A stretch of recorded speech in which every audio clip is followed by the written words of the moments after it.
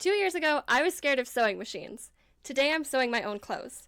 Let me show you how you can do it too. Let's bust a myth right now. You do not need a fancy sewing machine to start sewing your own clothes. In fact, the simpler, the better. As long as your sewing machine can do a few basic stitches, you're good to go. Ones you want to look for are going to be the straight stitch, which all machines have. You'll want a zigzag stitch for knits and stretch fabrics. Most machines will have one. You might also want a buttonhole stitch if you're going to sew a lot of buttons. An overcast stitch can help you to finish your seams nicely. And a reinforced straight seam is great for high stress areas like pants. And definitely do not spend a ton of money on one up front. If you want a video that goes in depth on how to find an inexpensive sewing machine, be sure to like this video so that I know. Once you've solved your sewing machine deficiency, it's time to get some basic tools.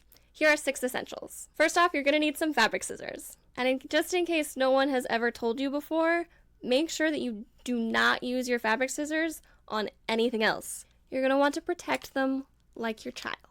It's going to help them stay nice and sharp to cut your fabric beautifully. You'll also want to get some pins and a pin cushion. Can't forget your seam ripper. If you think that you're going to be so good at sewing that you're never going to need a seam ripper, I'm here to tell you that's not going to happen. I make regular use of mine. I know professional seamstresses who make regular use of theirs.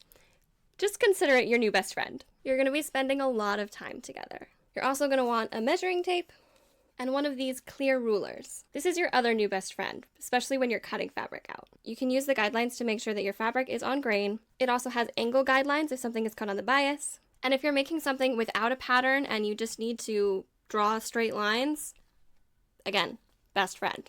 And lastly, don't forget an iron and an ironing board, because pressing fabric is the other half of sewing. Some people might consider it simply an adult thing to have an iron and an ironing board, but on the off chance that you're like me and you didn't have one before you started sewing, I got an iron for really cheap at Goodwill, and then I just got a mini ironing board because I wasn't sure how much I was going to be sewing and whether it was worth it to get a big one. Once you've got your tools, you want to start looking for beginner-friendly sewing patterns. Not all patterns will say what the skill level is, but it's a good idea to look for the following terms on the front or the back of the pattern: easy, learn to sew, or beginner. If in doubt, you can look for pattern reviews online. Just put the brand name, like Simplicity, and then the pattern number, which is usually 4 digits. If you're feeling stuck on what to sew first, I've got you covered. Take my free quiz to find your perfect first sewing project.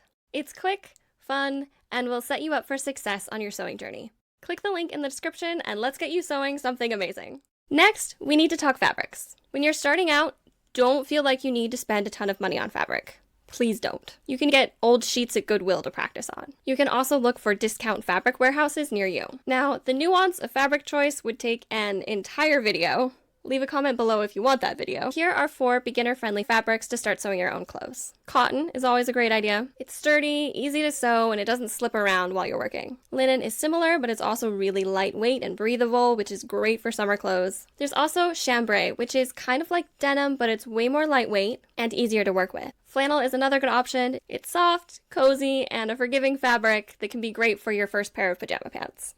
Now that you've got all the materials and tools that you need to start sewing your own clothes, the next step is to start sewing. If you're ready to avoid the most common beginner mistakes, hit subscribe and turn on the notifications so you don't miss my next video. It's going to save you so much time and frustration. Bye for now. Happy sewing!